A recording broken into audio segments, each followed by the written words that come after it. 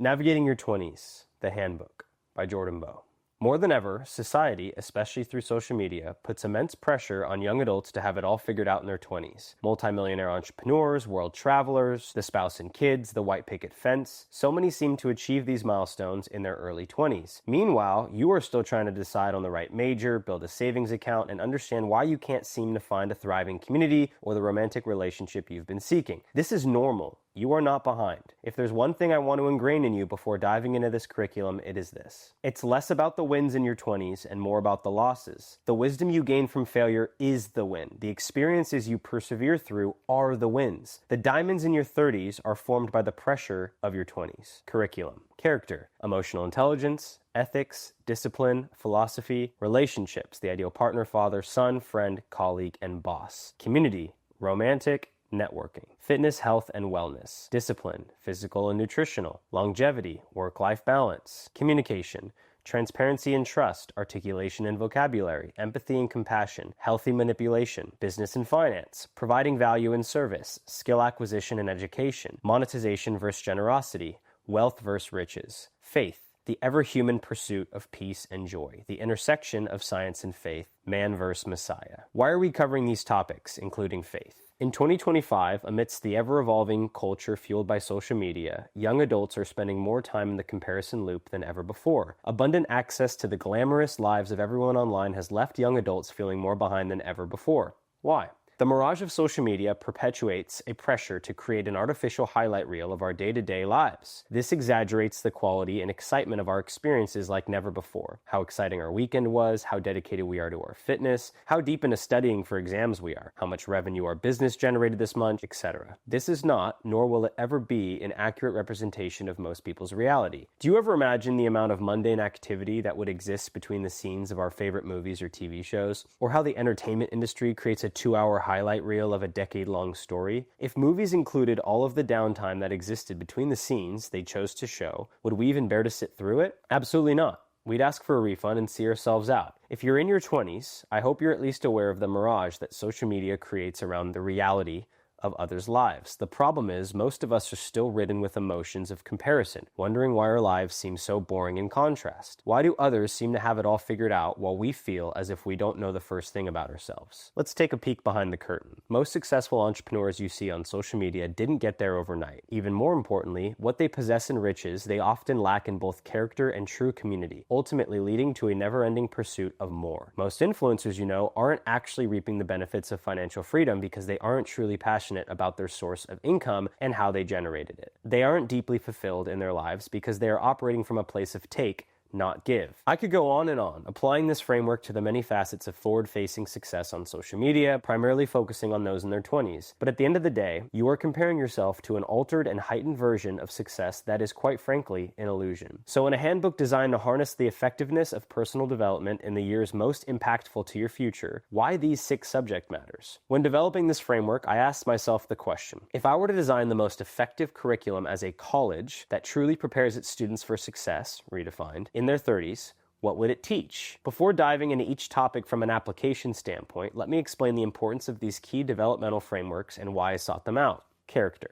I'd be lying if I said I categorize these by order of importance, as in my experience, specifically through my 20s, faith has been and will continue to be my absolute North Star. I will hold off on my explanation of its importance in my life until later on. I am cognizant of the disconnect and perhaps even distaste some of you may have with organized religion, based on your experience, and I will remain moderately sensitive to that. Outside of faith, every bit of this curriculum is, in fact, ordered by importance, based on the hierarchical value I currently believe these traits hold in our development, specifically in our 20s. It's quite simple why I hold character in the highest esteem. Outside of faith, if I had to prioritize just one aspect of development, nothing would be more vital to possess than character. I'd rather be on death's door with my health and yet remain firm in my character and integrity than vice versa. I'd much rather be impoverished and hold to my character than live in abundance while forfeiting it. And most importantly, there's no amount of integrity I'd compromise to maintain a friendship, relationship, or family dynamic. Every positive outcome you envision for your future will come most effectively and healthily by firm firmly establishing your character. Do you dream of having the white picket fence family that's so deeply romanticized by society? That picture-perfect marriage will fall apart without honesty. You'll fail to show up as a parent if you obsess over monetary gain to satisfy your insecurities. You'll have a hard time enjoying the beautiful home as a fruit of your labor when you dread showing up every day for work, having sacrificed your ethics, climbing the corporate ladder, helping someone else achieve a dream that you don't even believe in. In an attempt to keep this short and concise, I encourage you to let your imagination run free when reading the examples I give, to fill in the blanks of the many other outcomes I could have used to further land my point. Your ability to master perspective and self-awareness will have more of a positive effect on your relationships, business, and fulfillment than you can even imagine. Your capacity to resist the surface-level temptations that are not there to serve you, gossip, belittling, lust, comfort, food, entertainment, partying, will ripple into every area of your life, from fitness to spirituality to business and relationships. These subject matters are complementary to each other in attracting the life you dream of living, and these frameworks are largely countercultural, opposing many of the things society teaches you to do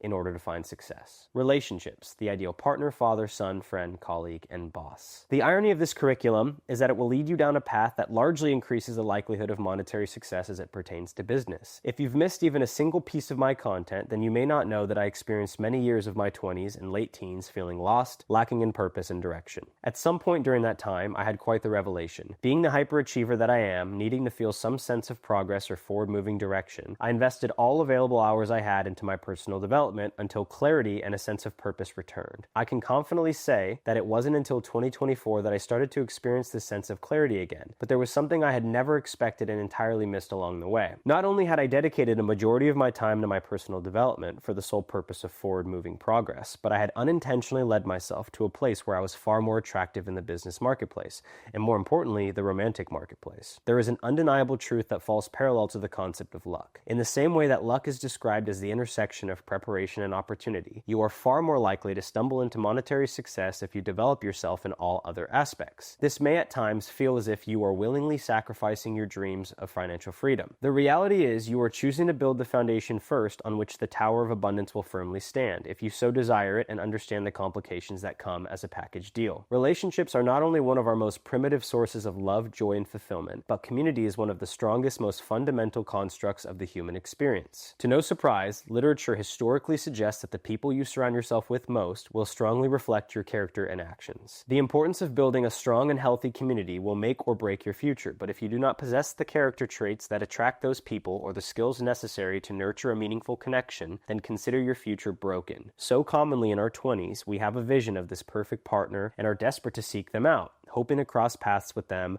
by any means necessary. Consequently, we forget that this perfect person we dream of is deserving of a partner who meets those standards as well. Unfortunately, more often than not, we are not devoted to becoming the person who is deserving of them. Oh, the irony. How can we expect to nurture a life-bringing community if we aren't invested in being the best friend we can be? How can we expect the movie-like romance without being the partner we think we deserve? Why would this trickle into our business if we don't possess the ability to develop genuine connection through integrity, love, and service? The quality of your relationships will be a reflection of your character and intentionality. Setting a high expectation for others that you don't meet yourself is a true recipe for disaster. Fitness, health, and wellness. You can't be any version of successful if you die, no matter your definition. You can have all the money in the world, but if you never feel great or perhaps even think you do, sitting at a low baseline quality of life, you'll never truly thrive. In 2022, approximately 23.1% of U.S. adults, about 59.3 million people, experienced some form of mental illness. With the progression of social media, the lack of in-person communication and outdoor exposure, and a whirlwind of other crises playing out in society, don't expect this number to decline anytime soon, whether they tell you it is or not. Modern-day science loves to mask issues rather than fix them at their roots. I believe more often than not, cliches become cliches because of the truth that lies within them. For a saying to be repeated such an excessive amount of time that it becomes trite, it likely contains some truth. Enter perhaps the king of all cliches: health is wealth.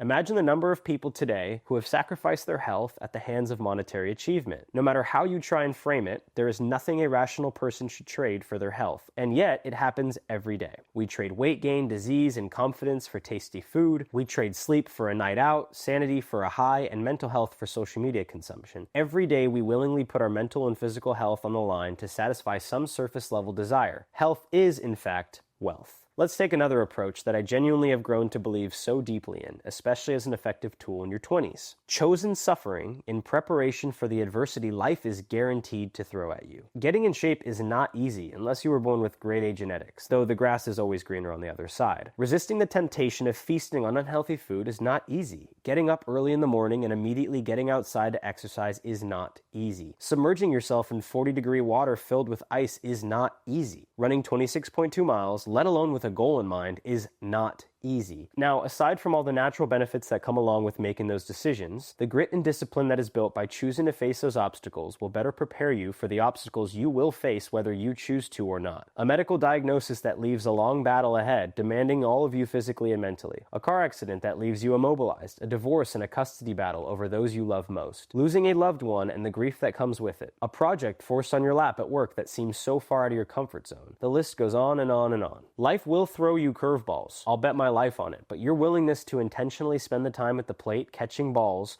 will not only make you a better ball player, but will prepare you for the next time a ball is unexpectedly thrown your way. There's a reason why the best things in life are on the other side of fear, sacrifice, and difficulty. Being both healthy and confident is a luxury, and luxuries do not come easy. If somebody says they have a magic pill for you that shortcuts that difficulty, I'll bet my life on it there are other significant side effects, or they're absolutely full of it. In our 20s, it is up to us, and only us, to build the foundation on which we will build the rest of our lives. Communication. There is a profound parallel to draw between our ability to communicate and the health of our relationships. In approaching why I find communication to be such an important facet of development, I question why it isn't sitting higher in priority on the curriculum. Moments later, it came to me. I realized that our character is received by others based upon our ability to communicate, meaning that whether or not I have pure intentions going into a conversation, an argument, or a business pitch, if I fail to properly articulate in a way that reflects those intentions, then my character isn't actually serving me. In simpler terms, having great communication skills without character is just as useless as having your finances in order without character. Hence, your character is much more dependent on your ability to communicate than the other way around. You are reading this today in some capacity because of my ability to articulate. You could dedicate the same amount of time and intentionality to developing yourself as I did, and yet, if you are incapable of communicating your experience to an audience, it will not resonate. Communication is not just words on a page or phrases flowing from the mouth. Some have the beautiful gift of communicating through art. I could have captivated an audience by documenting the journey and arrival in a way that built intrigue and established authority on the topic. Instead, I chose to communicate with words, still utilizing video as a vessel. Refining your ability to communicate is not a one-way ticket to writing a handbook on navigating your 20s, but communication was one of the main building blocks in constructing the vessel that led me here, providing the value I felt called to provide. This will apply to you in the same way through whatever vessel you decide to build that takes you down the path you're meant to travel. Diction refers to the choice of words and style of expression that a writer, speaker, or performer uses. These crafts require a carefully curated selection of words in order to accurately express an idea or an underlying theme of a story. Thoughts will continuously be held captive in your mind until you possess the vocabulary to properly articulate them outwardly. This is not a reminder to beat yourself up if you currently feel as if you are lacking in this department. Rather, it should highlight the importance of something as mundane as speech and how it trickles into the many aspects of our lives. Your willingness to intentionally develop your communication skills will drastically alter your relationships, your business, and inherently, your life, business, and finance. There's obviously something to be said about the negative impact of chasing financial and monetary gain as your North Star, but I do think it's vital to steward your finances and position yourself in a way that retains financial security. Though financial stress is one of the 3 most common causes of a divorce, I do not think what is lacking is an abundance of money, but rather a sense of security. If both partners' habits do not reflect a prioritization of financial security, then the stress added to the relationship can be detrimental to its future. This is certainly just an opinion of mine, but I do believe that there is a harsh reality that lies on the other side of the spectrum. An overabundance of money, especially the idolization of money as your god or solution to all problems, will tear your life or relationship apart in quite the same way. Independent of the return on time invested, our contribution to society through whatever service or product we provide is critical to maintaining the framework of society. In no way do I condemn excelling in business alongside the pursuit of monetary gain. Without products and service, the framework of society ceases to exist. This handbook isn't designed to take people out of the mindset of pursuing excellence in whatever whatever contribution they are making towards society. Instead, I aim to shine a light on how beneficial these other 4 components will be in positioning yourself to more effectively serve and provide value through the work that truly gives you purpose. In doing so, monetary gain is inevitable. In covering business and finance as a curriculum, I'm not going to teach you how to make $1 million a month. If that's your goal, there are plenty of entrepreneurial gurus who will vomit out more content than you can consume in your spare time. The problem is, assuming they're actually providing useful information, they may promise you'll make it, but they can't promise you'll retain your character, health, and peace in the process. My goal is to teach you everything I've learned about better positioning yourself in your 20s for a decade of not only financial abundance, but more importantly, an abundance of joy, fulfillment, and purpose in your 30s. The long-term vision I have for the program I am offering is that those who invest financially in their personal development will arrive at a place where they've positioned themselves to embark on a healthy business pursuit in whatever field they realize is calling them and their gifts. I envision a future where your relentless preparation for whatever opportunity arises will leave you in a place to work with me on the business side. It is only at this point where I will focus intentionally on helping people scale in their business endeavors. You will never achieve fulfillment and purpose in your business until you have developed yourself first. Faith. My character is largely derived from my openness to letting God change how I view the world and how I show up, who we're called to be as sons and daughters in Christ. My faith in Jesus is not something I can instill in you. You may even have a faith that differs from mine or have been hurt by organized religion and those misrepresenting the true ministry of Christ, among other beliefs. Faith is my absolute North Star. In a song by Christian artist Josiah Queen, he says, "I would rather die a beggar than to beg at heaven's gates." There is literally nothing of this world I would choose over an eternity with my Father in heaven. I mention this to stress the importance I place upon faith over every other part of this curriculum. I want to be gentle in the way I cover this topic, as I am no theologian and will not be teaching the gospel in which I believe. There's a time and place to dive into why I've put the entirety of my faith in Jesus, but this handbook is not one of them. I want to respect the cultural impact organized religion has had and the negative connotations some may associate with it. I cannot and will not give away the wisdom I have come to acquire in my 20s without touching on my faith. If there's one thing I'd prefer you get out of this entire project, it's that I wholeheartedly believe,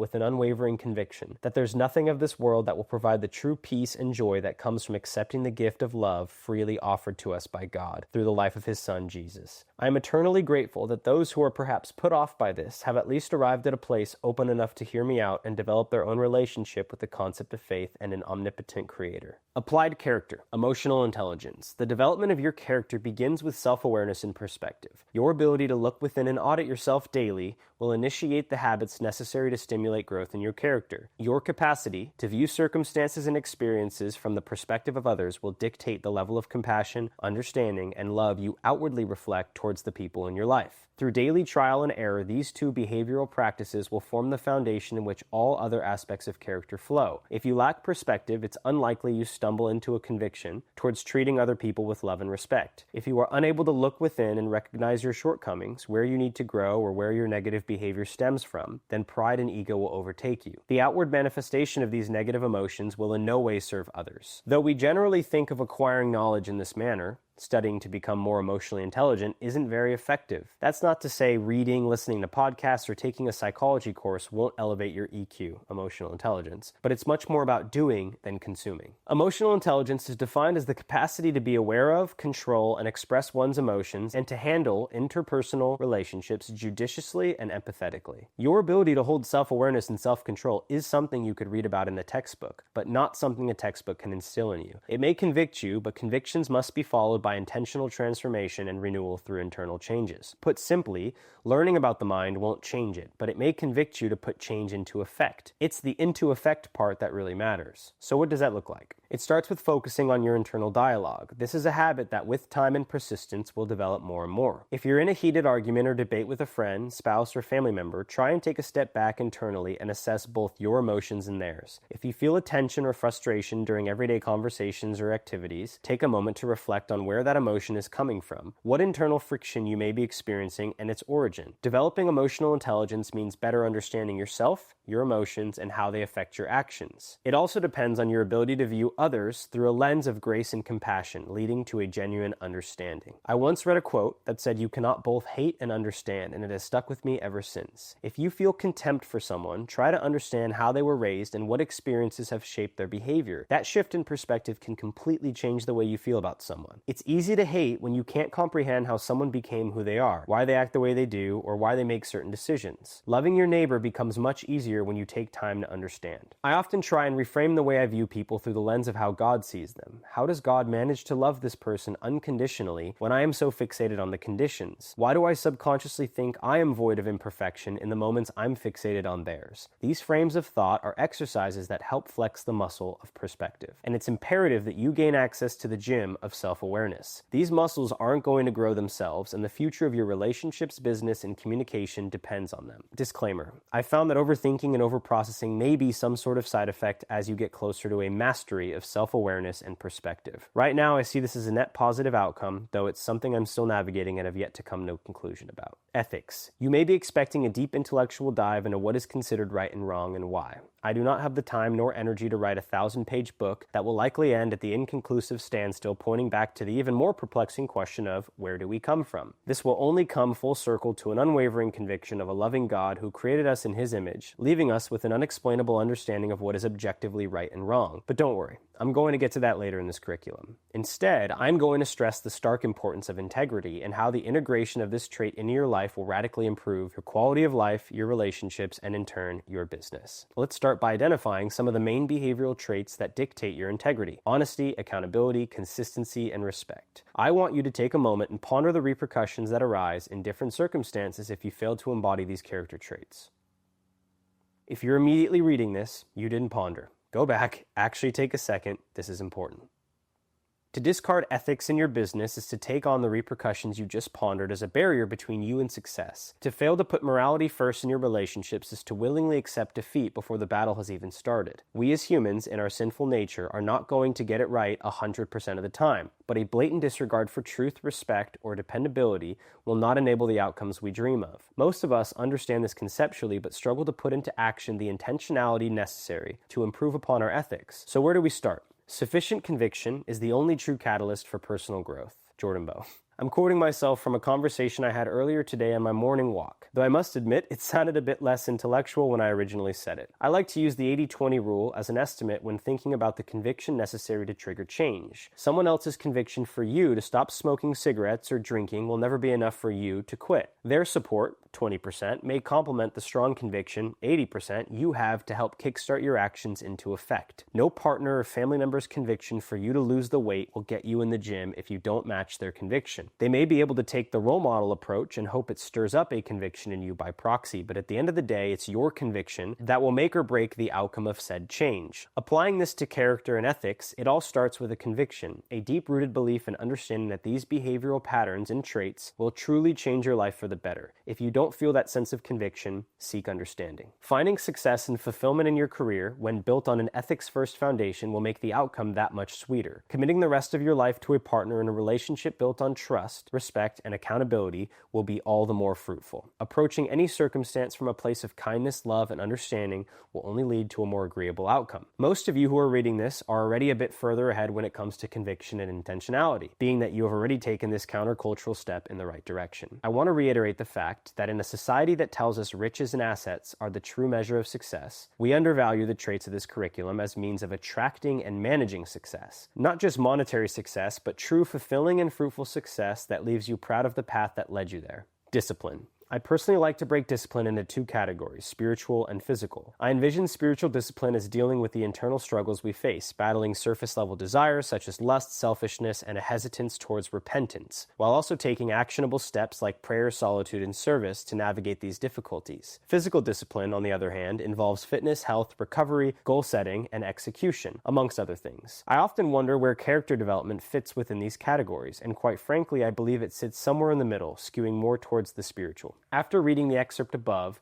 you might be wondering, how do I tangibly alter my character? Like all growth, it begins with conviction, and from conviction comes the discipline required to create real change. It's about chipping away at it day by day over an extended period of time. Since we're talking about character, hopefully it's an indefinite amount of time. I encourage you to start this process today. Pay attention to when your emotions overtake your consciousness, when your inner dialogue skips a beat until emotions return to baseline. Become aware of the little white lies you may be telling your spouse, colleagues, boss, and even yourself. Analyze the reason for why you do it in order to better understand the deeper rooted issue behind it. Take accountability for times when you are wrong and find comfort in owning your mistakes. What an opportunity to recognize your shortcomings and find liberation in that. You are not your character flaws, and they do not define you. You're not an old dog that can't learn new tricks, and honestly, even old dogs can learn new tricks. They just convince themselves they can't to avoid discomfort. Chipping away at your character will be no easier than turning down that cheeseburger while on a diet. It will be no easier than driving a friend to the airport at 4 a.m. when you originally planned to sleep in. In fact, it will most likely be harder. But the reward for developing outstanding character is like nothing else in this world, so it only makes sense that the discipline required to cultivate it is no less.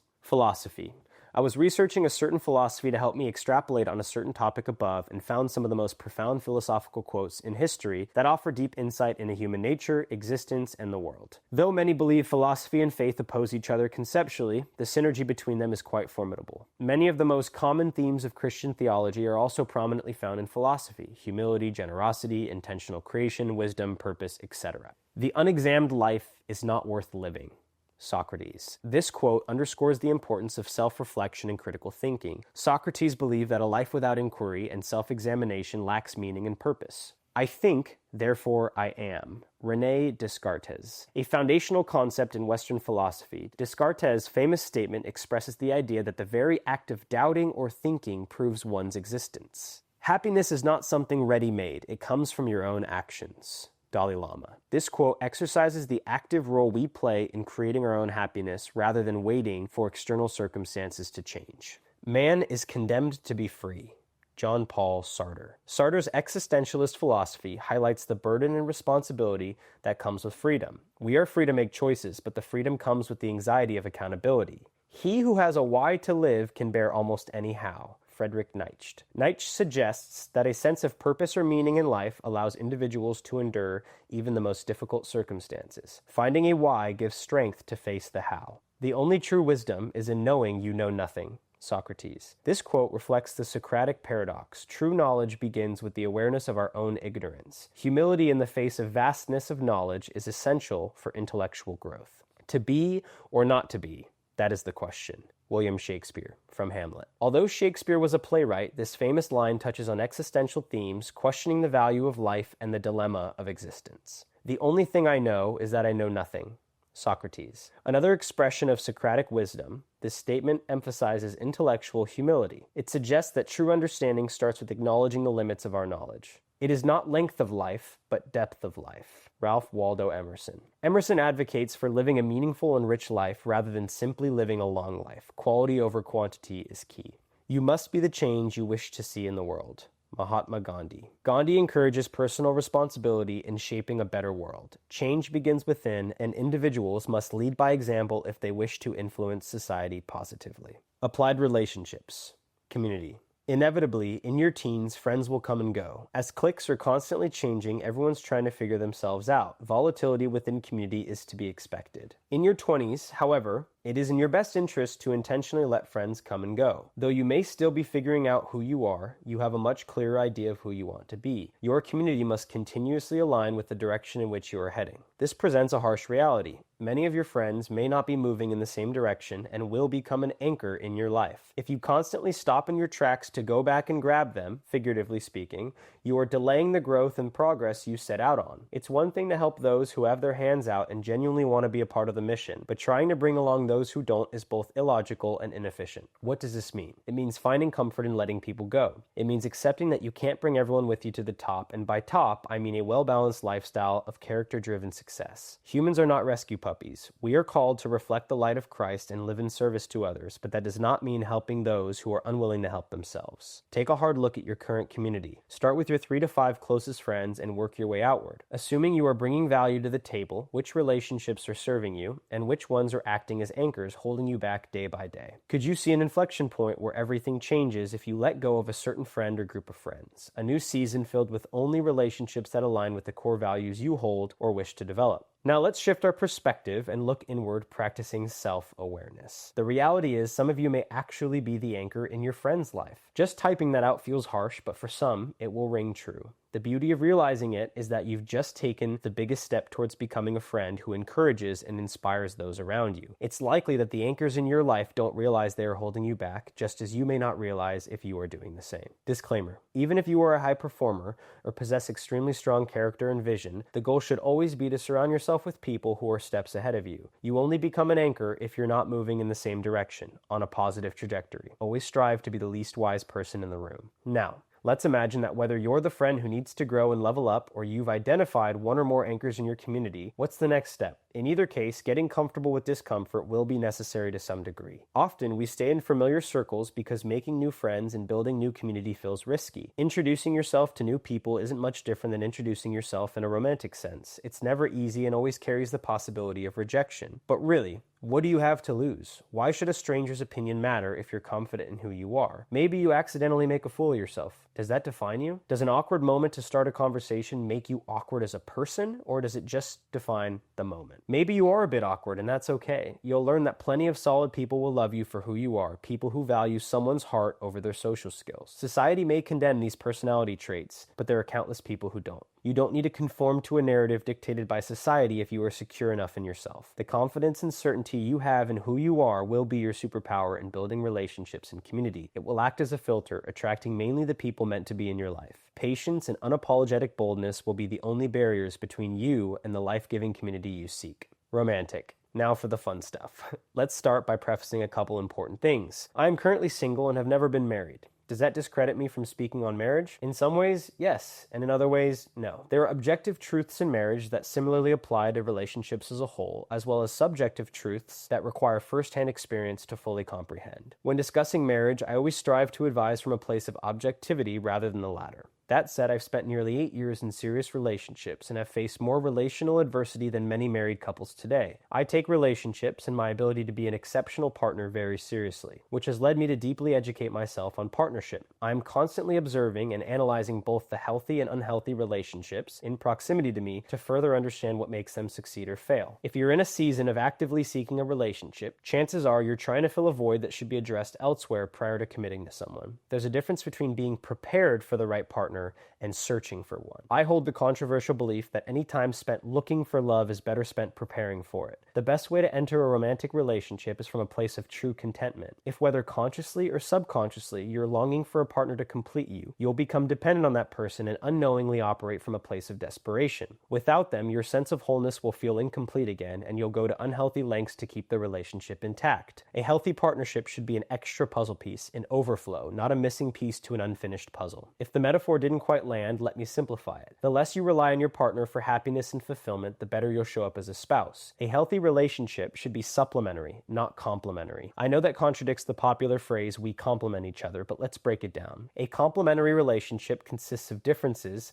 that balance and complete each other. A supplementary relationship consists of similarities or additions that enhance what is already strong. Think of it like taking supplements. You don't take them to fix an unhealthy lifestyle, but to optimize an already healthy one. In the same way, a romantic relationship is not meant to make you whole. It is meant for you once you have already arrived at a place of wholeness. If you feel an urgency to find a romantic partner, I urge you, rather, to prioritize everything else in this curriculum first, until you find contentment in being single. Only then will you be truly ready for a healthy relationship. However, if you've done the work and are in a season where you feel prepared, then continue in your pursuit of growth and remain open to crossing paths with someone who deeply aligns with you. If you're genuinely content being single, then there's no rush. Bask in that and enjoy the process. Networking. Networking refers to the process of building and maintaining relationships with others, typically for professional, social, or personal growth. It involves exchanging information, resources, and opportunities to create mutually beneficial connections. Here's where I struggle with networking and where I hope to lead you towards utilizing it in a healthier, more ethical way. In my experience of living in Los Angeles and being immersed in both the social media and entrepreneurial space, I found that more often than not, those who are actively networking aren't truly in the headspace to create mutually beneficial connections. connections. I have my own issues with relationships built strictly on mutual benefit rather than a foundation of appreciation and service, but for the sake of this conversation, I'll set my opinions aside and give networking the benefit of the doubt as a valuable tool in both life and business. Not every relationship in your life will hold the same level of proximity and intimacy as a friendship or romantic partnership. I hope you already have or will develop through this curriculum a thriving relationship with your boss or employees. That doesn't mean those relationships require the same depth as your more intimate ones, and there's absolutely nothing wrong with that. You can still operate from a place of love and service while keeping work and life separate, and I would even encourage it. Networking primarily exists within the realm of business. It's not where relationships are formed with the main goal of furthering success. Now that we've redefined success, we can recognize that any relationship built with intentionality towards growth falls into this network category. Now that we've redefined success, we can recognize that any relationship built with intentionality towards growth falls into this networking category. I've recently come to the realization that despite having distanced myself from networking in the way society defines it, I've actually been networking this entire time through the lens of this redefined version of success. The relationships I've built have been immensely beneficial to my personal development, and because this development has led me to true success, I now see many of my encounters with incredible people as a form of networking. I don't want to entirely discredit networking within the world of business, as I do believe there's a time and place for it. I do want to highlight the importance of networking as a means of mutually beneficial personal growth. When done with the right intentions, this kind of networking, much like personal development itself, creates a magnetic effect, attracting both personal and financial success. Just as your growth draws the right people into your life, cultivating these relationships will amplify that same effect. Networking doesn't have to happen at a mastermind, a convention, or even an equinox. If approached with the right mindset, it can become a natural part of your daily life, a continuous intentional integration of mutually beneficial relationships. I often dream of events centered around this type of networking rather than the traditional stepping stone style business events where intentions are questionable. Imagine the kind of personal and financial success that would emerge from relationships built on a foundation of true service. It would create what I believe to be a much healthier version of networking. Whether you choose to engage in networking through the lens of personal growth or lean towards the more traditional business-oriented approach, you'll need a strong head on your shoulders to navigate either in a healthy way.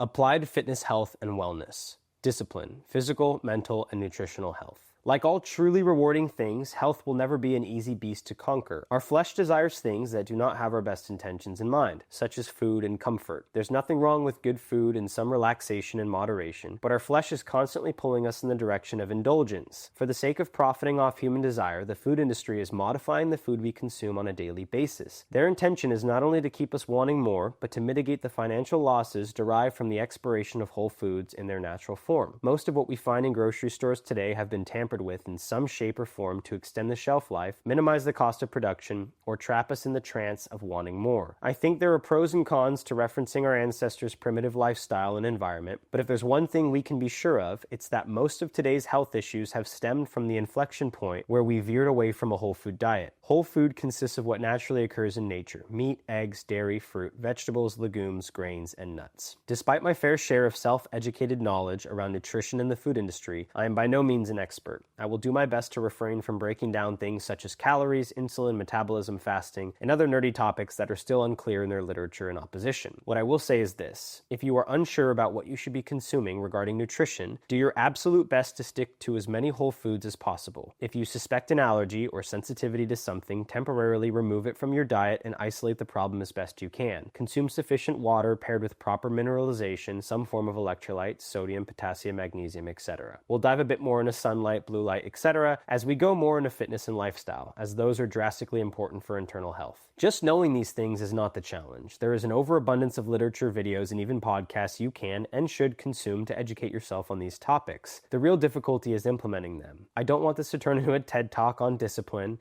as we've already touched on its conceptual essence. Instead, I want to give you the tools to be better equipped to minimize the friction between you and a disciplined, healthy lifestyle. Let's start with baseline quality of life, a concept I'm quite passionate about and utilize in the many conversations I have around health in my day-to-day. There are going to be many of you who do not think your diet is affecting your quality of life, essentially how you feel day in and day out. Here's a thought to ponder. Perhaps your baseline for how you feel sits lower than how you should feel. In other words, if you've never been truly healthy or experienced the energy levels, mental clarity, and lack of discomfort from prioritizing health, then your idea of normal is likely suboptimal. So many people in today's world think it's normal to have gut issues, walk around bloated, or experience a midday crash, not realizing that there's a quality of life they haven't even given themselves a chance to experience. I'm here to tell you that when it comes to health, ignorance is in fact not bliss. True bliss is on the other side of educating yourself and becoming disciplined in the way you take care of your body. Now, how is knowing that going to change your habits?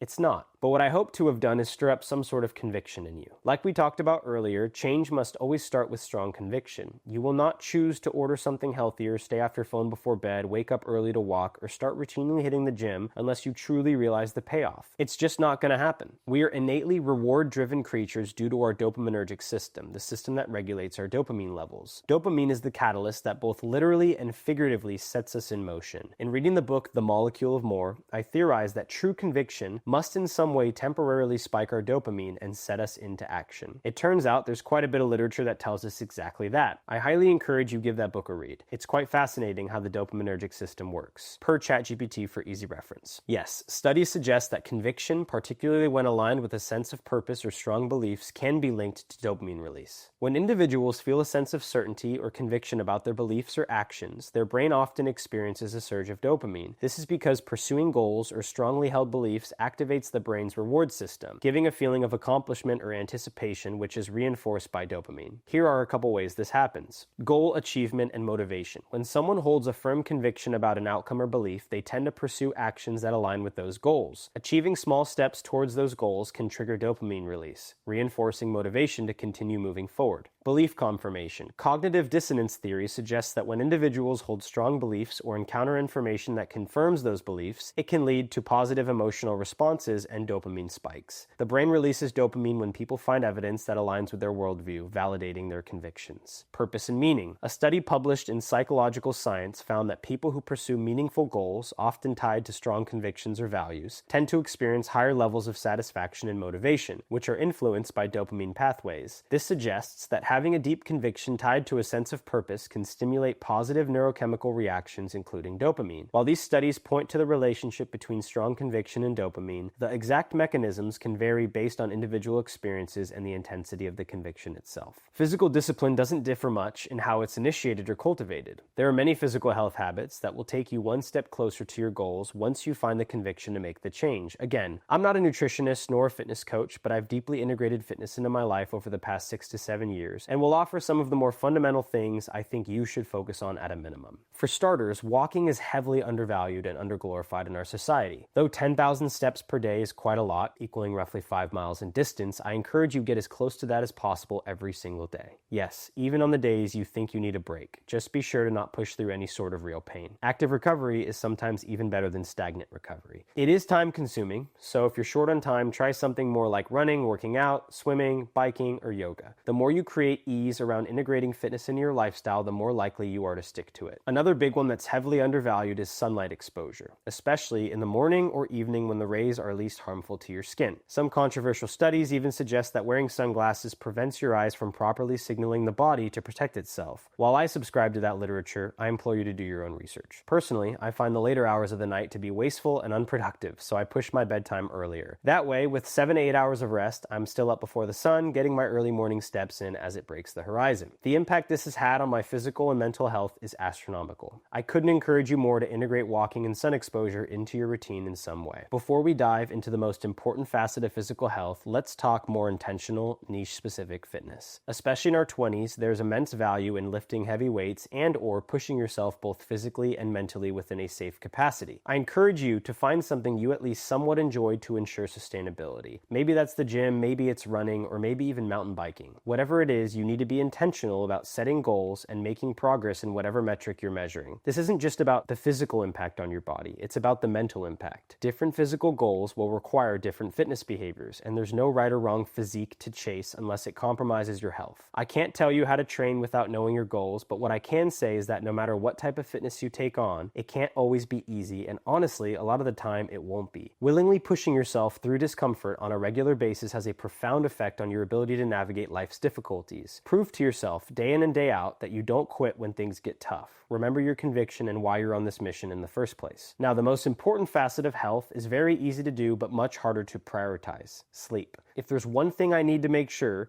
doesn't get misconstrued, it's that I do not condone loving sleep. It's actually biblical to refrain from overindulging in sleep, so that's definitely not the point I'm making here. I'm no sleep expert, but I encourage you to read a couple books or listen to some podcasts from those who are. The negative effects of reducing your sleep from 7 to 8 hours a night to just 6 would frighten you. The first time I was introduced to this literature, regret flooded my mind. Sleep is one of the few things you can never get back. Looking back on my childhood, this was nothing to worry about. I slept plenty. Now looking back on my late teens and early 20s, boy do I have regrets. If I had known then what I know now, things would have been far different. The irony of me going to the gym or running back then while completely disregarding the most important tool for recovery is beyond me. Prioritizing sleep doesn't just mean getting a sufficient amount. It also means ensuring it's effective. How much blue light, electronic screens, LED lights, etc. are you consuming throughout the day, especially before bed? How much caffeine are you consuming? Are you deficient in magnesium or other essential vitamins and minerals? Are you fueling yourself properly? How often are you getting up to use the bathroom in the middle of the night? Are you exerting enough mental and physical energy during the day to even long for rest? These are all things you need to consider to ensure you're getting proper rest. This may seem overwhelming, but think about how many areas of your life this impacts: your ability to focus, your patience, your drive, your hormones, your recovery, and so much more. Sleep is to your health what faith is to peace. It's the cornerstone. Without sleep and recovery, everything else suffers. What's the point of walking, running, or working out if you're only sleeping from 4 a.m. to 8 a.m.? What good did it really do outside of pushing yourself mentally if you don't give your body the rest it so desperately needs to facilitate the growth you so desperately seek? Longevity. Let's start with some irony. In our 20s, and honestly culturally as a whole, we struggle to remain present, constantly fixated on the past or tripping over the future. Yet, we make 90% of our decisions based on whether or not they'll improve our present. Why do we live in the future yet fail to make decisions that will best impact it? I could go on and on about the benefits of prioritizing your health and how it positively affects you today, but more importantly, how will it affect you a decade from now, 20 years from now? 30. The repercussions of losing sleep, smoking that cigarette, or drinking that slushie aren't just about next week. Longevity as it pertains to health is about minimizing long-term repercussions by making better choices today. You won't be able to unsmoke those cigarettes the day you're diagnosed with lung cancer, and you won't be able to uneat those McDoubles the day you have a heart attack. Longevity is about setting yourself up to prolong the aging process, as well as the physical and internal deterioration that comes with it. I'm not going to dive deep into the application of longevity. That's a rabbit hole you can explore on your own, but I want you to understand conceptually how these choices won't just benefit you next week. They'll shape your future,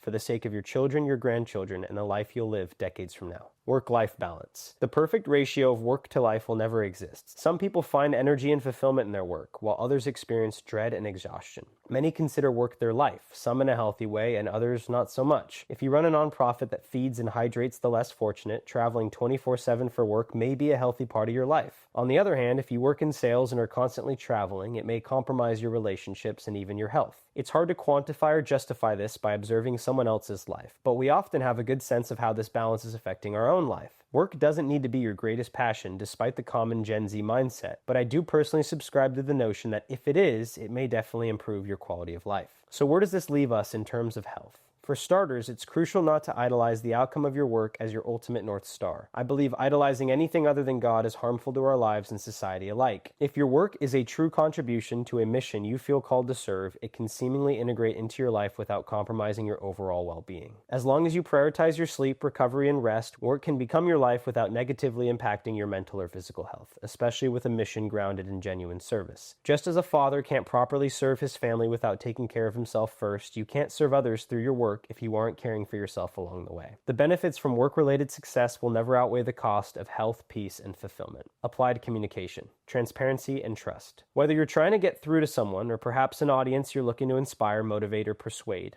The first thing you need is their trust. Aside from building trust, being truthful over a long time horizon, the best way to quickly gain someone's trust is through transparency and vulnerability. These communication tactics are crucial for connecting with either an audience or individuals one-on-one. In 2025, you can find some highly effective salespeople across various industries: automotive, software, online education, etc. However, there's one major problem with their tactics. They often lack real trust from their audience, instead relying on deceit to gain it artificially. The sales industry would greatly benefit from a complete overhaul of its traditional practices. The challenge is that if you don't conform to their mold, you'll be pushed out. This is why, if you're a skilled communicator, it's often better to be your own sales rep than to sell for someone else in an industry that shapes you into the kind of salesperson they need you to be. In your 20s, regardless of your field, you'll need to learn how to sell. You'll need to sell your future partner on who you are and what you bring to the table. You can choose deceit, artificially gaining their trust and perhaps be deceived in the process, or you can choose transparency and vulnerability, creating genuine trust that will likely be reciprocated. You'll need to sell your future employer on why you truly believe in their mission and your contribution, or you'll sell your employees on how their dreams fit into your grand vision. Below, we'll cover some other aspects of communication that will supplement how you gain trust through transparency. First, imagine how much more effectively you could reach the people you've struggled to connect with by removing the pedestal you've placed on yourself, giving them a safe space to receive what you have to offer. Articulation and vocabulary. If you're a professional boxer, a pro baller in the NFL, or even an Olympian, you may think your ability to articulate is essentially obsolete. In your field of work, you may be correct, but as it pertains to life as a whole, incorrect. Intelligence, in a general sense, will largely correlate to someone's ability to be effective in any sort of physical endeavor. I mentioned sports in specific because I originally intended to make a blanket statement that said, no matter who you are, your ability to articulate will massively affect your success in many different ways. I then questioned whether or not someone's ability to effectively communicate would contribute to their success in a career rooted in physicality. Aside from the obvious, such as communicating with coaches, teammates, and business partners, research shows that there's definitely a correlation between intelligence and physical performance in the world of sports. So in short, yes it would. I don't want to spend too much time on something as niche as physical excellence, as anyone who's achieved accolades in any similar field would have benefited from an ability to better articulate on the way to finding success in their craft. Now that we've played devil's advocate, let's broaden to a more conceptual application of articulation. I chose to write this handbook instead of offering a video format, to be determined, on the assumption that many of you could massively benefit from integrating more reading into your lives. One of the most formative ways to become a better communicator is to read more. The more words you are introduced to, the more you will have in your toolbox when trying to convey a thought or idea. Let me get vulnerable for a second. I chose to do 90% of my childhood book reports on the series Captain Underpants. You probably just giggled and then ultimately thought to yourself, why? It's simple. I despised reading when I was younger, and Captain Underpants was the only book I knew of that had pictures, used a huge font, and hence adhered to the page requirement for every report, 200 plus pages or something like that. I also found it interesting that in a single school year, they never had a way of knowing whether or not you had previously read the book before. Work smart, not hard. In retrospect, it's far more effective to work smart and hard, but I was merely just a boy with a yet-to-be-developed brain. It wasn't until I prioritized personal development that I discovered my love for reading nonfiction, books that provided applicable knowledge that aligned with many of the goals I had in my late teens and early 20s. Turns out, it's easy for my ADHD brain to get sucked into a book if I'm enamored with the information inside.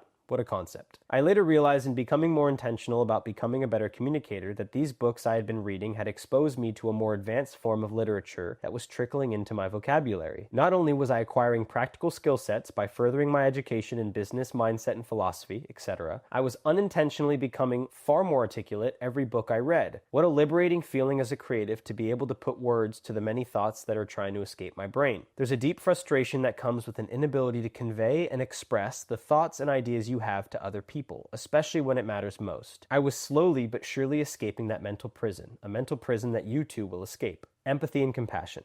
I almost just changed the title of this segment to listening, but realized that it may actually be more effective to speak on the importance of listening and hearing people out as a form of empathy and compassion. You cannot be empathetic to someone's situation or thoughts if you are eagerly waiting for the next sentence to exit your mouth. The more articulate you become, the more you'll actually find yourself listening and the less you'll need to speak. Choosing your words carefully will mean speaking less, but with more impact. One of the best ways to develop trust with someone is to truly listen. If someone isn't sure that you are empathetic towards what they are going through or have to say, then they will likely put up a wall and talk to you through the peephole in the door. You can be as truthful and vulnerable as possible, but if someone doesn't feel that they can reciprocate, you'll make no progress in breaking ground in the relationship. Empathy and compassion are something you'll want from any audience, personal or general. People who lack empathy and compassion likely feel that their experience is reflective of that. They may become cynical cynical and wonder why no one is empathetic towards their situation. It's funny how so much of this curriculum is applicable across many different facets. Empathy and compassion fall into the category of emotional intelligence and yet have such an effect on our ability to communicate. One of the many reasons I'm sure this curriculum is effective is because you will continue to see these overlaps, nearly creating a closed loop that reaffirms most of these ideas in terms of effectiveness and applicable truth. Though I'm sure I'll get some things wrong from time to time, as this is solely based on my experience and the adjacent knowledge I have accrued in the process.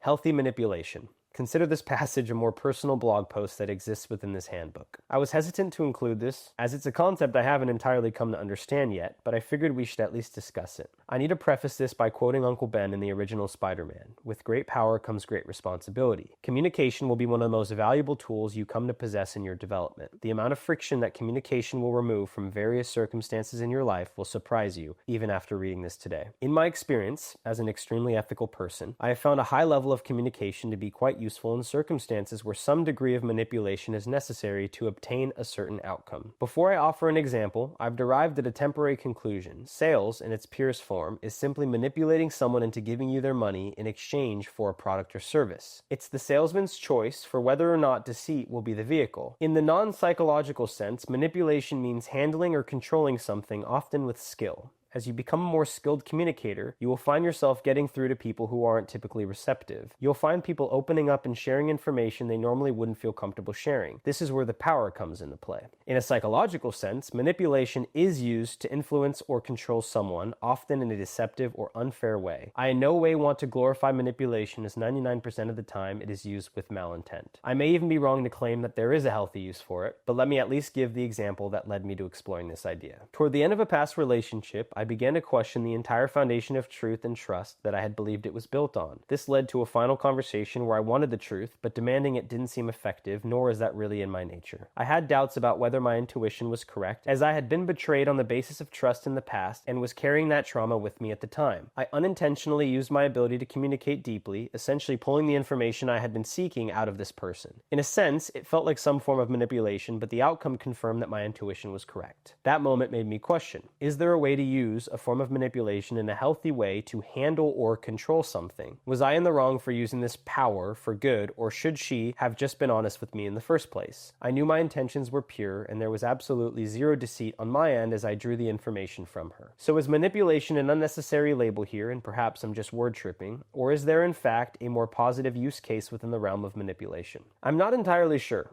but I do know this was not an isolated incident. Those who are truly skilled in the art of communication use a more positive and ethical version of manipulation every day, in their work, relationships, and beyond. I do think it's something to be extremely weary of, as you don't want this to turn into a habit that leans into the more traditional, harmful form of manipulation. In a general sense, manipulation is destructive and will tear your life apart from the inside out. I haven't reached a conclusion on this, but for some reason, I felt compelled to share. I offer this merely as an idea and a potential use case for skilled communication as a whole. This curriculum should prepare you to reach a place where your greater purpose and mission lead you to make decisions from an ethical foundation to begin with. Applied business and finance. Providing value and service. If you want true fulfillment in your business, build from a genuine foundation of mission and service. If you want riches in a midlife crisis, build from a foundation of monetary pursuit and excellence. Anyone who believes they are an anomaly to this framework has done one of two things. They're either lying to themselves or accidentally stumbled upon true purpose in pursuit of financial gain. This has become a cliche, and as previously mentioned, cliches are worth paying attention to. The only remaining topic is faith. I positioned it at the end because I want to offer it gently. I previously mentioned that from it, everything else flows. On the contrary, I intentionally positioned business last, as from everything else, a thriving business flows. Your favorite mainstream musician likely didn't set fame and riches as their North Star. They fell into success as a byproduct of an unrelenting passion for the music itself. The entrepreneur you admire most likely didn't chase wealth, but instead followed an obsession with solving a specific problem, finding success along the way. That said, I acknowledge a certain archetype of entrepreneur who has a true passion for the gamification of business and revenue, but they are quite the anomaly. I consider these entrepreneurs legitimate players of a game they've created, using business as their console of choice. I have many friends in this category, and I question whether true fulfillment can come from this pursuit alone. The point I'm making is that success in business will be a byproduct of personal development. By building character and prioritizing community, clarity and purpose will emerge. Through a strong sense of identity, you will begin to to understand your gifts, passions, and what you genuinely have to offer the world. Only from this place can you build a solid foundation on which your business can firmly stand. Don't get me wrong, you will experience failure and friction along the way, but the foundation you've built is what holds when the entire building collapses. What you learn from the destruction will inspire the plans for the next structure you build. The intention behind why you bought the plot and meticulously laid the foundation first is what fuels the resilience that allows you to rebuild, better and stronger each time until the structure stands the test of time. I hope this imagery instills the idea that as you grow in all aspects of life, you'll one day metaphorically find yourself in the penthouse of a tower you built from the ground up. Skill acquisition and education. What if I developed my character, health, and fitness, among other things, and continuously found myself unsuccessful within business? I'm writing this today in hopes that you will never need to ask this question upon arrival. Adjacent to some of the topics we discussed earlier, you are not to just sit around and wait for purpose and a mission to find you. You are to be proactive in all other facets of development so that you fall into it. Something you'll need to fill your time with during this phase is exploring and acquiring skills, as well as educating yourself. Just because you are unaware of where you fall into the business climate doesn't mean that there aren't fundamental skills for you to learn. Perhaps learning the intricacies of imports and exports may be a bit niche for this period, but a basic understanding of sales, marketing, content creation, finance, or leadership will serve you no matter where you end up. The best part is, in educating oneself and exploring new subject matters, people tend to gain a better understanding of themselves, what they are predisposed to excel in, what they enjoy doing, or even falling down a rabbit hole that introduces them to the thing they end up obsessing over. This is a perfect example of why it's so important to stay busy in a season of patience and development. The likelihood that you spend the next 5 years of your life dedicated to your development only to arrive at an identity crisis is even more unlikely than finding true passion and purpose sitting around in your living room waiting for it to miraculously appear. Monetization versus generosity. I recently encouraged a very good friend of mine that there's nothing wrong with monetizing your time, even if genuine service is the primary mission of your business endeavor. Somewhere in his development or faith journey, he clung to the idea that you can only be of true service if you don't accept the hard-earned dollars of those you provide value to. I'm generalizing and labeling his mentality, which I'm sure he'd understand for the sake of this curriculum, but the way he thought was totally understandable. The problem with that, when played out on a macro scale, is that the economy is a closed loop. In simple terms, our society is built on the exchange of money for service. Every business provides a service or product. The customer uses the money they've worked for to purchase said product or service, and that money gets distributed throughout the company. The owner or even employees take their share of the money and redistribute it back into the economy in the same way the original customer did at the beginning. The more businesses undervalue themselves or offer their product or service for free, the more the equilibrium of the system falls out of balance. Over a long scope of time, this just doesn't play out the way we'd like to think it would. In a perfect world, a society operating from a mutual place of service would thrive, but it's essentially the same way we're operating today, just with the added tangible aspect of money. Think of money as a token of service exchange. It represents an amount of work and the equivalent value of an item or service it can be exchanged for. What feeds the supply and demand curve is where you decide to price your product or service in relation to the rest of the market. So, what's the relationship between monetization and generosity, and how can you apply it in the way you do business? Generosity is an important habit to integrate into your being for many reasons. One of the most important, in my opinion, and biblically, is to remain detached from money itself. The more we cling to money as our own, the more stingy we become, the more power it actually has over us. Money becomes our master, and the idea of losing any ounce of it without receiving anything in exchange seems idiotic. The important distinction to make is what we deem as anything. If you only attach value to the tangible, you will lose sight of the abundant value that comes from the intangible. Things like love, fulfillment, joy, appreciation, etc. None of which can be purchased with money, but will come as a byproduct of generosity, forfeiting the thing we cling to most to show our appreciation for someone or something. A product or service you've created holds a monetary value in society, and in the same way money can be offered through generosity, a service or product you own can as well. Let me bring this full circle.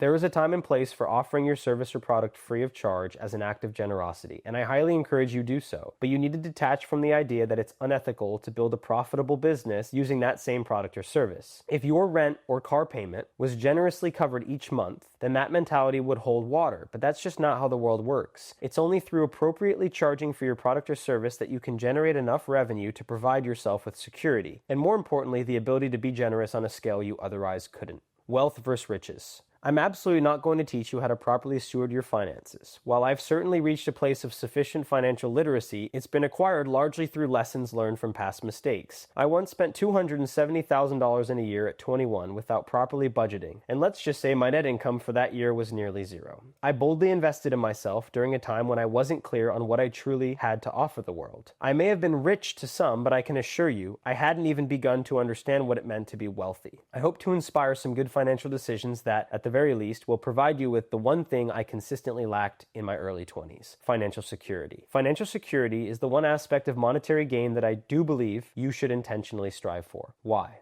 Take the conceptual approach of popular financial literacy coach Dave Ramsey. Being financially indebted to any institution makes you a slave to the payments and interest you are liable to make. The moment you're unsure whether you'll have enough money to pay what's required to retain your assets and necessities by over-leveraging your finances, you'll live in a constant state of stress and uncertainty. This results in repercussions that negatively affect your quality of life. You cannot truly create from a place of freedom if you're bound by worry or stress. You won't operate at your best in your relationships with the emotional state that comes with financial uncertainty. Financial security is the only essential financial requirement for a healthy life. Anything beyond that is a desire best fulfilled elsewhere. I'm going to use ChatGPT to better explain the concrete difference between wealth and riches so that I don't dilute the definition with my personal thoughts and opinions. Riches typically refer to an abundance of material goods or money, often gained quickly or in large quantities. The term is often associated with visible displays of luxury or affluence, such as expensive cars, large houses, or lavish lifestyles. Riches can be fleeting or superficial if not managed well, and they don't necessarily represent long-term security. Wealth, on the other hand, generally refers to an enduring, stable accumulation of valuable assets: money, property, investments, knowledge, or other resources. Wealth is often seen as something that provides long-term security and generational prosperity. It focuses more on the sustainability and growth of resources over time, and it can also include intangible assets like relationships, health, or personal fulfillment. In short, riches are often seen as temporary or material abundance, while wealth implies a deeper, more sustainable form of prosperity. I can't take credit for this beautiful explanation, but I will take credit for insisting on highlighting its importance. While I haven't touched on faith yet, I do believe money is strictly a blessing. Though I work for the money I earn, I see it as something entrusted to me by God and nothing more. Without God and the life He's called me to live, I wouldn't possess the value I bring to the world. Without Christ, I'd be in a much different place in terms of life experience and wisdom. Disagree if you may, but I believe it's our job to steward our finances in a way that will provide security for those close to us for generations to come. Though I truly love McLarens and Lamborghinis, they're unlikely to contribute to the compound growth of my finances. Though I love architecture, buying the most aesthetically pleasing home may not yield the largest return on investment. I'm not suggesting you base every decision on compounding your wealth, but decisions made in order to appear rich do not align with generating lasting wealth. This curriculum, if followed over a long time horizon, will likely bring you more financial abundance than just financial security. It's the irony I often highlight in much of my material on development in your 20s. The relationship you have with that abundance and how you steward it will shape the long-term quality of life you experience. I'm not a financial literacy coach like Mr. Ramsey, but I implore you to become as financially literate as possible while developing yourself in all other areas. That way, when the time comes to experience the true fruit of your labor, you'll be best equipped to retain and multiply it in a way that serves God, your family, your business, and society as a whole. Applied faith,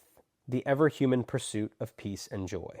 One of the most universally agreed upon human experiences is the never-ending pursuit of purpose, peace, and joy, one that often results in nothing more than fleeting happiness. We as humans have to question why this is. If we are biologically compelled to seek something, yet never truly find it, where are we going wrong? Why is it that no matter how much good food you eat, how many Ferraris you buy, or how many destinations you travel to, you can't seem to sustain the spike in dopamine? If dopamine were reflective of sustained joy rather than temporary happiness, it wouldn't be pre-programmed to fluctuate as it does. There is a purpose to dopamine and happiness, but it is not the purpose of life. So where does that leave us, and how does this dilemma pertain to spirituality? Apologetics aside, it's seemingly not an accident that living out the gospel, the life God calls us to, results in a sustained state of purpose, peace, and joy. If you break down the life God calls us to live in Scripture, you'll find so much of the fear, anxiety, emptiness, and confusion we experience stems from disobeying God, making idols of worldly things, envying others, lying, cheating, stealing, lusting, the list goes on and on. I love the concept that if you simply lean into a relationship with the Lord and allow Him to shape you, aligning your life more closely with His design, the worst that can happen is you become a better person. By prioritizing prioritizing what truly brings fulfillment, serving and loving others, caring for your health, resting on the Sabbath, loving your neighbor as thyself, you experience the very things you've been so desperately seeking. For the unbeliever, does this not spark even a hint of curiosity? Aren't you exhausted from the endless pursuit of internal freedom through external acquisition? If so, you've never been less alone in your life. This is the human condition in denial of the Creator, searching for meaning within the very things that will never provide it. The intersection of science and faith.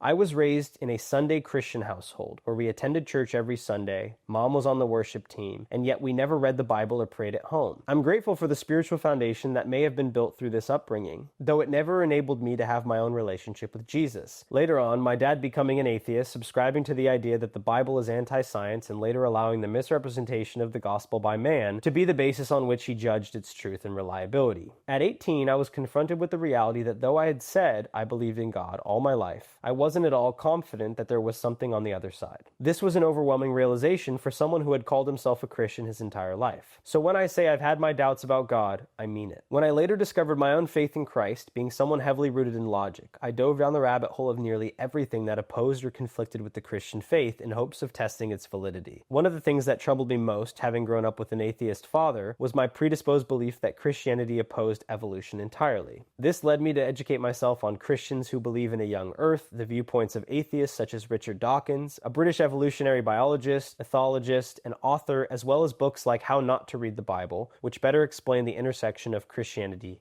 and evolution. The conclusion I've come to is that the atheist viewpoint asserts there is no intersection at all, claiming that the science of evolution and the books of the Bible, such as Genesis, cannot simultaneously coexist in truth. Meanwhile, Christians who believe in a young earth have chosen to disregard much of the evolutionary science based on a strictly literal translation of biblical texts. I can confidently say there is a gray area between the two where they beautifully coexist. Once again, I'm no theologian or historian, so I won't break it down entirely, but I'll reference a ChatGPT-sourced explanation from Dan Kimball's How Not to Read the Bible below. Dan Kimball, in his book How Not to Read the Bible, emphasizes the importance of understanding the original context and language of biblical text to avoid misinterpretations. He points out that certain Hebrew words, such as yom, translated as day in English, can have multiple meanings depending on the context. In Genesis, yom can refer to a 24-hour period or a longer, indefinite span of time. This flexibility in meaning suggests that the days of creation might not correspond to literal 24-hour periods, but could represent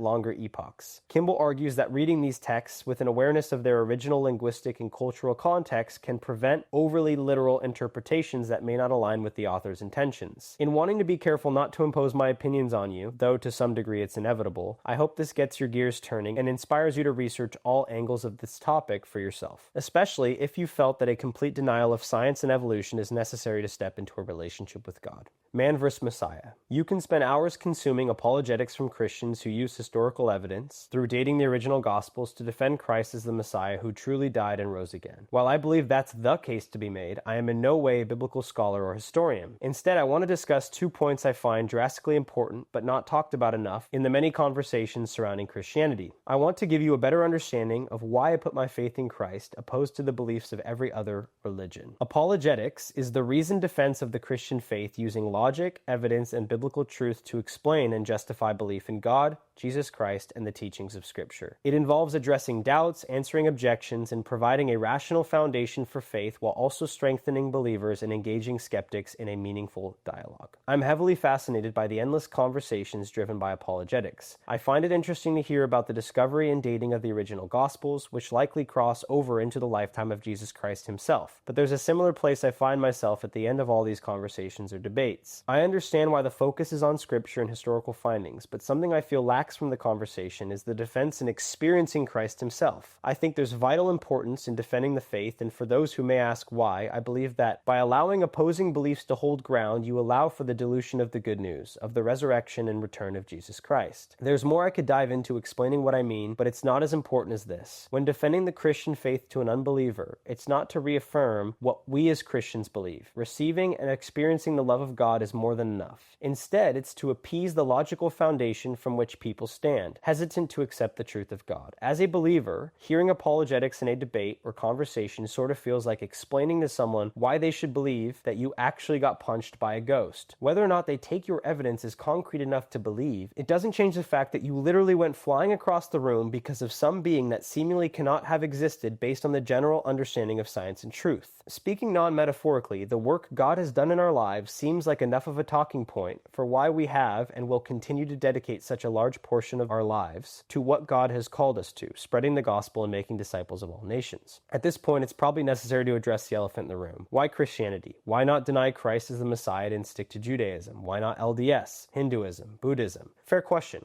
It was inevitable that I led you there anyway, but before I give my personal answer, let me make one more case that I've been quite fixated on. I think it's very apparent that the teachings of Siddhartha Gautama, the Buddha, as well as those that derive from religions such as Hinduism, offer answers and solutions to many life experiences and struggles we face today. What I don't think is apparent and talked about enough are the 12 disciples of Christ, and Paul, for example, in the same context. To sit on the basis of Christ as anything but God in the flesh leaves every bit of the profound wisdom in the New Testament, wisdom I found to hold the answers to most of life's most intricate afflictions, coming strictly from 13 ordinary laborers or a con artist from Nazareth. I'm not exactly sure why this isn't discussed more, but it's an apologetic I find myself revisiting often. If you're going to stand firmly on the basis that Jesus wasn't who he says he was, then you have to come to terms with the possibility of life's greatest afflictions being answered by 14 small-town men living under the rule of ancient Rome. So again, why Christianity? There is objective truth and subjective truth. The belief that Mozart was a better artist than Taylor Swift is a subjective truth. One's belief doesn't make it any less true than its opposition, as it's derived from a concrete opinion, making it someone's truth. Now, objectively speaking, one's belief that the Eiffel Tower is located in London doesn't make it true, as it's objectively located in Paris. To assign truth to its location in London conflicts with the reality that there's only one Eiffel Tower and it has always been sat in Paris, France. In the same way, assigning subjective truth to religion conflicts with the objective reality of the distinct differences between belief systems. Both realities cannot exist. The Trinity of Christianity and Judaism's monotheistic belief in the oneness of God. An example I love that Cliff Netchell uses is that no matter how hard you believe that the thin layer of ice on top of a flowing river will hold you, it doesn't make the ice any stronger. If objectively the ice is not strong enough to support you, you will fall into the river and freeze, no matter what you believe. Our belief is not what dictates the truth of a certain religion. Many will get it wrong, and hopefully some will get it right. There's always the reality that even as a Christian, our experience of the love of Christ could be some form of mass delusion or hallucination, as some believe to be the explanation for those who witness the resurrection of Christ. The beauty of faith is that it requires trust in a person, system, or concept without tangible evidence or complete understanding. On the basis of worldly logic, faith should seemingly be rooted in ignorance, but because there's so little we understand about the conception of this world, our consciousness, and what's to come next, any assumption of afterlife must in some way be rooted in faith.